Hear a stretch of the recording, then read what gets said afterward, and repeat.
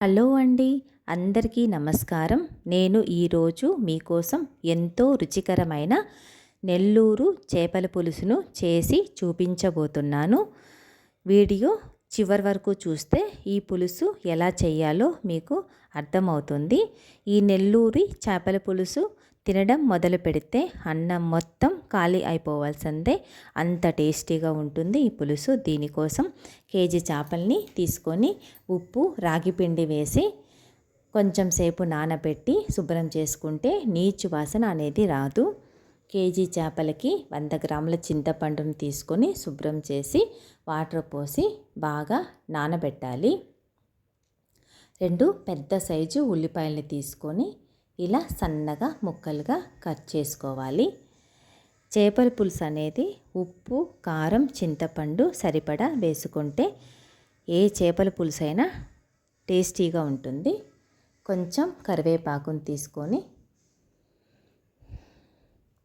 కొంతమంది ఇందులోకి మామిడికాయ ముక్కల్ని వేసుకొని వండుకుంటారు. నేనైతే మామిడికాయ ముక్కలు వేయటం లేదు. ఒక టమాటోని తీసుకొని సన్నగా ముక్కలుగా కట్ చేసుకోవాలి.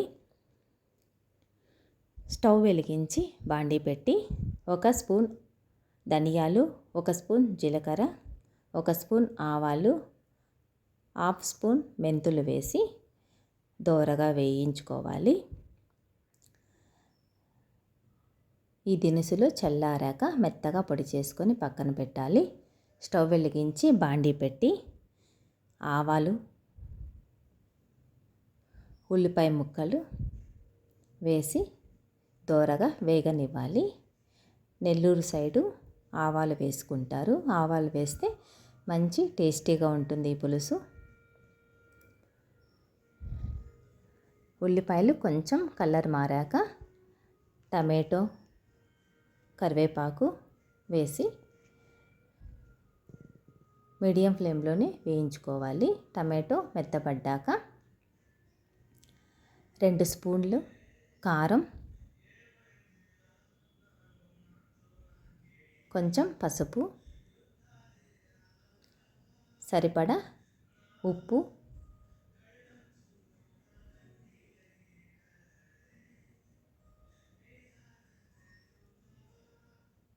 కొంచెం అల్లం వెల్లుల్లి పేస్టు వేసి కొంచెం వేయించి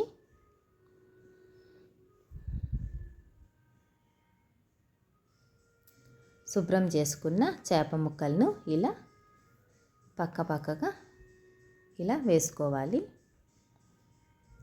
చేప ముక్కలు ఇలా కొంచెం ఫ్రై చేసుకుంటే చేపలు చాలా టేస్టీగా ఉంటాయి.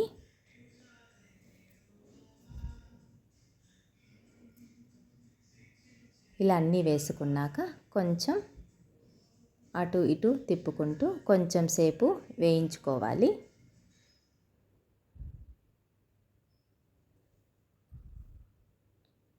ఈ చేపల పులుసు ఎలా ఉంది అనేసి ట్రై చేసి కామెంట్ రూపంలో తెలియచేయండి. ఇలా కొంచెం వేయించుకున్నాక చింతపండు పులుసును పోసుకోవాలి.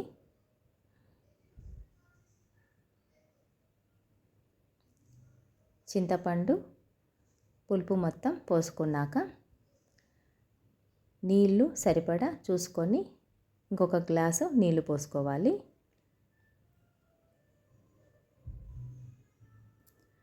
గరిట పెట్టకుండా బాండీతో కదుపుకోవాలండి.